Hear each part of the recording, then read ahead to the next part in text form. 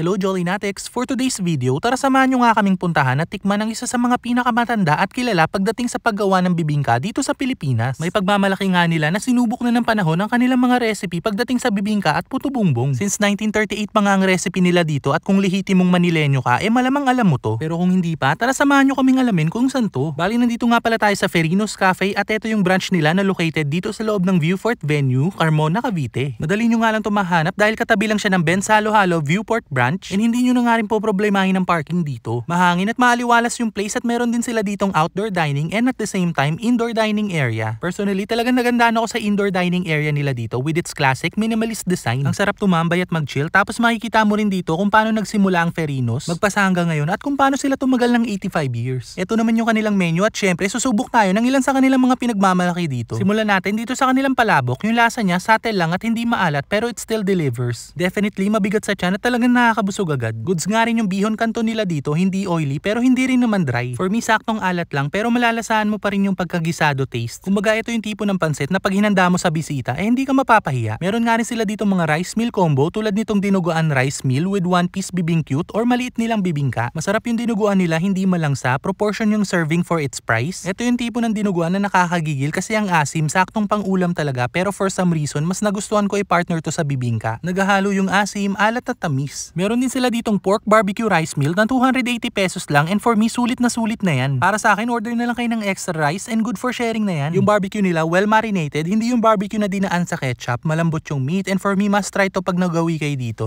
At punta na nga tayo sa kanilang mga bibingka. May dalawang klase sila ng bibingka dito, yung cheesy bibingka na may cheddar cheese toppings. Pero syempre dun tayo sa extra super bibingka, may sahog na tong itlog na maalat tapos kesong puti. Para sa akin iba rin yung sarap ng bibingka nila dito, very light lang yung pagkakatimpla sa butter. Tapos ang sarap nung nagkaramelize yung asukal sa ibabaw, naghahalo yung tamis at alat and for me goods na goods din yung bibingka nila dito. Yung puto bumbong naman nila dito, straightforward, muscovado yung sugar na ginamit. Wala na akong masyadong i-comment dito aside sa wala pang 10 minutes, ubos na ng mga bata. There you go Jolly Natics, sana natakamat nag-enjoy na naman kayo sa video na to at another food trip destination na naman to para sa inyong mga naghahanap ng classic at subok ng bibingka at puto bumbong. Samahan mo pa yan ng iba't ibang Pinoy dishes, subukan nyo na nga rin dito sa Ferinos Cafe. So paano until our next food trip, kita kits, thank you for watching!